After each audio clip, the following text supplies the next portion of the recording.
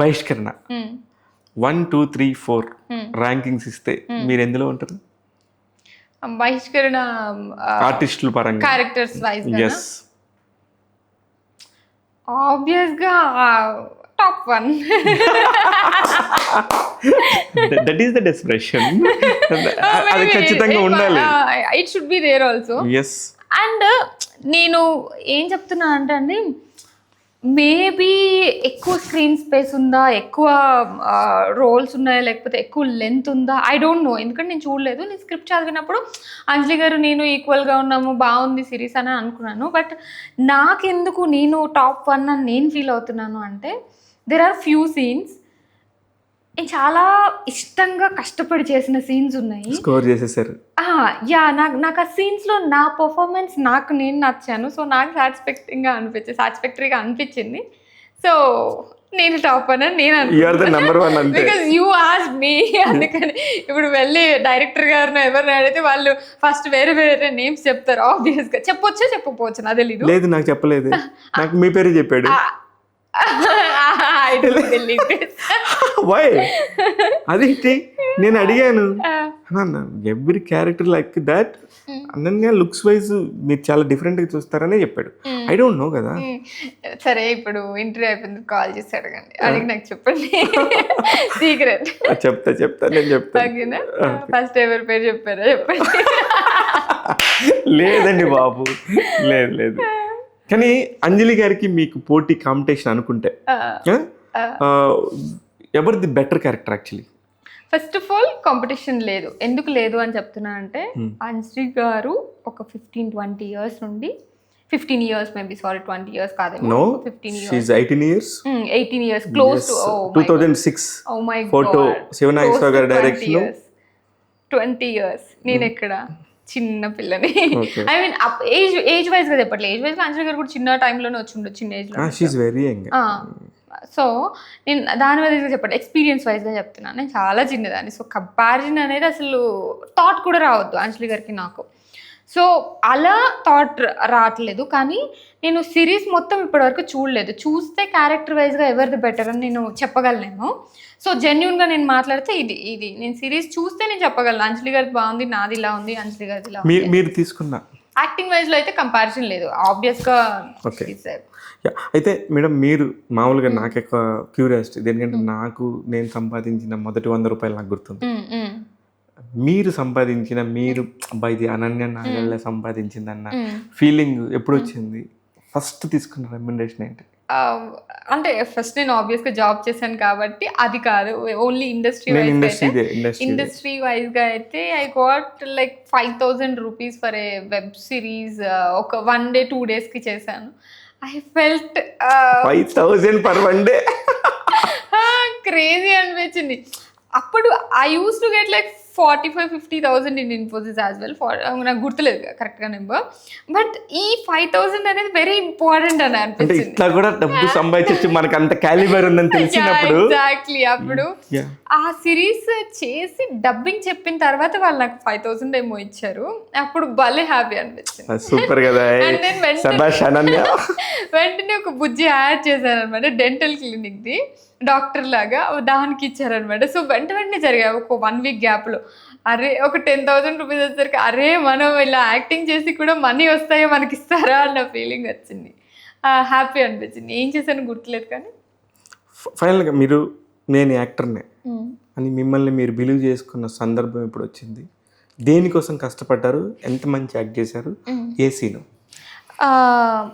ఇది మల్లేశం అండి first.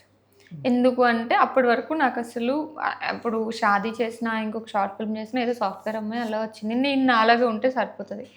Mallesham accent different, costumes different, body language different, everything is different. So మల్లేశంలో first day కూడా నాకు అంత రాలేదు. సీన్స్ చేస్తూ ఉన్నాం. ఒకరోజు ఇంటర్వెల్ సీన్, మీకు బ్లాగ్ గుర్తుందో లేదో, నేను అతనికి ఎదురు తిరుగుతాను మల్లేశం. ఫస్ట్ టైం ఎదురు తిరుగుతాను. అంటే అప్పటి వరకు స్లోగా ఉన్న అమ్మాయి ఎదురు తిరుగుతాను, ఎవరు ఆడియన్స్ కూడా ఎక్స్పెక్ట్ చేయరు. ఇచ్చేస్తుందేమో అని అనుకుంటే, నువ్వు పోతే పో, నేను మాత్రం ఇవ్వను, చేస్తానంటే ఏంటి అని చెప్పేసి.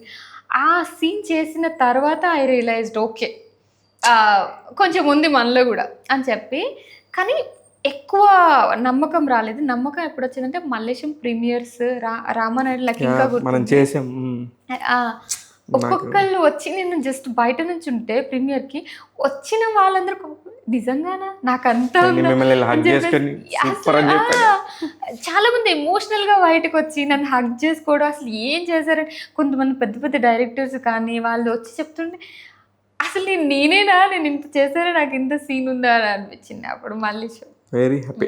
అంటే నేను ఆ రోజు చూసిన మీరు ఫస్ట్ టైం హ్యాపీ మూడ్ ని మనం ఎన్ని చేసినా అది తేలేము.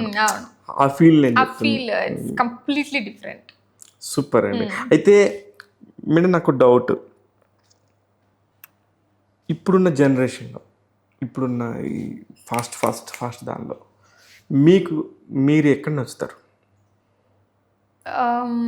నేనా కైండ్ ఆఫ్ డిసిప్లిన్ నచ్చుతుంది అనిపిస్తుంది నాకు నాలో. అంటే మరీ అంత డిసిప్లిన్డ్ కానీ కాదు, కానీ అయితే professional discipline, personal discipline, both. Actually ఏంటంటే ఎక్కువ చేసి చెప్పట్లేదు, నిజంగా నేను ఉన్నదే చెప్తున్నాను. అంటే జనరల్గా చెప్పుకుంటారు కదా, నాకు 24 hours నెక్స్ట్ ఎలా బెటర్ అవ్వాలి అన్న థాటే ఉంటుంది. ఈరోజు ఈ పార్టీకి వెళ్దాము, ఈరోజు అంటే I generally don't like parties. It's not like judging kind of thing. ఎవరిష్టం వాళ్ళది. కానీ నేను జెన్యున్గా వెళ్ళలేను. వెళ్దాము అని నన్ను పుష్ చేసి నన్ను తోసిన ఇయర్లీ ఒక్క పార్టీకి మ్యాక్సిమం వెళ్ళగలను. అంతకుమించి ఎంత బర్త్డే అయినా ఎంత క్లోజ్ వాళ్ళని నేను వెళ్ళలేను. నాకు ఎందుకు I don't like it much. So day in and out నన్ను ఎలా బెటర్ చేసుకోవాలి అంటే నాట్ జస్ట్ యాక్టింగ్ అనే కాదు, ఫిట్నెస్లో ఇది బెటర్ అవ్వాలి, లేకపోతే నేను ఈ హెడ్ స్టాండ్ చేయాలి ఈ కొన్ని డేస్లో, అలాంటి చిన్న గోల్స్ ఉంటాయి నాకు ఎప్పుడు. సో ఆ డిసిప్లిన్ కైండ్ ఆఫ్ థింగ్ అంటే డిసిప్లిన్ అంటే డైలీ జిమ్కి వెళ్తాను అన్నదానికంటే నాకు అంటూ నా బాడీకి కానీ నా బ్రెయిన్కి కానీ నాకంటూ నేను ఒక చిన్న గోల్స్ పెట్టుకొని అది క్రాస్ చేయడానికి ట్రై చేస్తూ ఉంటా. నాకు అది చాలా మీలో మీ కాంపిటీషన్ హెల్దీ కాంపిటీషన్ అండి. సో లాస్ట్ ఇయర్ నేను ఇది చేయలేదు, ఇయర్ నేను పుషప్స్ చేయడం నేర్చుకోవాలి, లేకపోతే హెడ్ స్టాండ్ చేయడం నేర్చుకోవాలి, అట్లాంటి కొన్ని థింగ్స్ పెట్టుకుంటాను. సో నాకు అవి ఇష్టం. నాకు బాగా నాన్ వెజ్ తింటారా? No, I'm vegetarian. You're vegetarian? Yeah. Oh, I don't know, sorry. It's okay. Yeah, నేను మామూలుగానే తింటాను. అంటే మై ఫ్యామిలీలో తింటారు. ప్రోటీన్ కావాలి కదా.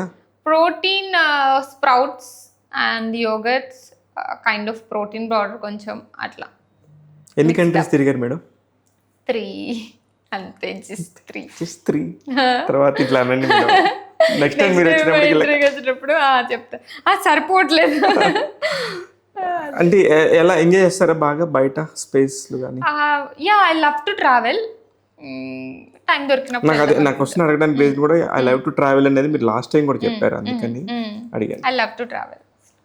ఏ కంట్రీకి వెళ్ళాలంది బాగా? ఇప్పుడు రైట్ నో నా బ్రెయిన్ లో స్విట్జర్లాండ్ తిరుగుతుంది. బట్ ఎప్పుడు వెళ్తానో తెలీదు. స్విట్జర్లాండ్కి అదృష్టం వచ్చిందంటారు. నాకు ఎప్పుడు వస్తుందా అని వెయిట్ చేస్తున్నా. Okay okay. ఇప్పుడు ప్రజెంట్ ప్రాజెక్ట్స్ ఏమున్నాయి మేడం ఫ్యూచర్లో? ఇప్పుడు ఇంత మాట్లాడడం శ్రీకాకుళం షెర్లాక్ ఉంది. పొట్టేల్ అని ఒక వెరీ ఇంటెన్స్ క్రేజీ ఫిల్మ్ ఉంది. I'm really excited about that film. నాకు అది మంచి కమర్షియల్ సక్సెస్ ఇస్తుంది అని చెప్పేసి 100% నాకు నమ్మకం, 100% నమ్మకం ఉందని చెప్పొచ్చు. సో అది చాలా మంచిది ఉంది. ఇంకా డార్లింగ్ ఒకటి రిలీజ్ అవుతుంది. కానీ బహిష్కరణ దగ్గరికి వచ్చేలకి ఇందులో అందరు కూడా కొంచెం ఫెమిలియర్ ఆర్టిస్టులు, కొంచెం ప్యాషనెట్ ఆర్టిస్టు, తెలుగు పీపుల్. దాన్ని ఎందుకు థియేటర్ కాకుండా ఓన్లీ ఓటీటీకి అనే పరిమితం చేసుకున్నారు? There is a